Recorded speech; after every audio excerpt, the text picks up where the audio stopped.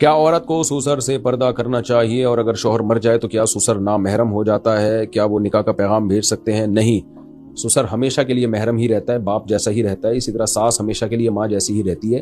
میاں بیوی کا نکاح جس دن ہوا، ابھی رخصتی نہیں بھی ہو، تو بس ان دونوں کے ماں باپ ایک دوسرے کے ماں باپ بن گئے، تو اس لیے سسر سے پردہ بھی نہیں ہے۔ لیکن اگر سسر بالکل جوان ہے اور بہو بھی بالکل ینگ ہے، جوان ہے، تو اگر وہ پردہ کر لے تو برا بھی نہیں ہے، یہ کوئی ناجائز بھی نہیں ہے۔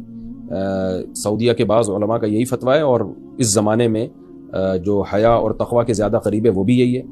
تو لیکن بہرحال شریعت میں فرض نہیں ہے، فتنے کے خوف کی وجہ سے یعنی کوئی کرے تو اچھی بات ہے، بہرحال فرض نہیں ہے۔ لیکن اس سے ہوتا یہ ہے کہ بعض بہویں بالکل ہی گھر میں خدمت نہیں کرنا چاہتی، تو وہ بھی سسر سے پردہ کر کے بیٹھ جاتی ہیں، تو یہ بھی غلط ہے کہ آپ پردے کو اپنی سستی کا ذریعہ بناؤ، یعنی سستی ہو اصل میں اس پہ لیول پردے کا لگا دو۔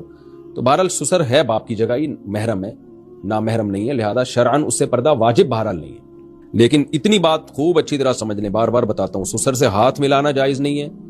آج کل کسی نے بتایا کہ یوٹیوب پہ ٹک ٹاکر ایسی ویڈیو لا رہے ہیں، شادی ہو گئی تو سسر صاحب بہو سے مل رہے ہیں اور بہو کے کندھے پہ ہاتھ رکھ کے بیٹھے ہوئے، یہ غلط ہے، بے غیرتی ہے، بے شرمی کی بات ہے۔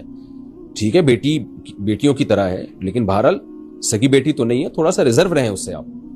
یہ ہمارے سوسائٹی میں یہ کلچر بھی نہیں ہے ایسا، اور پھر میڈیا پہ لا کے اس کے کیمروں میں آپ دکھا رہے ہیں اور لوگ بھی کہہ رہے ہیں ماشاءاللہ ماشاءاللہ۔ بھائی جان بہو ہے، وہ آپ ریزرو رہیں اس سے، سر پہ ہاتھ رکھیں بس بیٹیوں کی طرح، کہ بیٹی ہے ہماری، باقی یہ نہیں کہ اس کے کندھے پہ ہاتھ رکھا ہوا ہے، سیلفی بنا رہے ہیں، اس سے مصافحہ کر رہے ہیں، اس کے ہاتھوں میں چوڑیاں چڑھا رہے ہیں۔ شرم اور حیا بھی کوئی چیز ہوتی ہے؟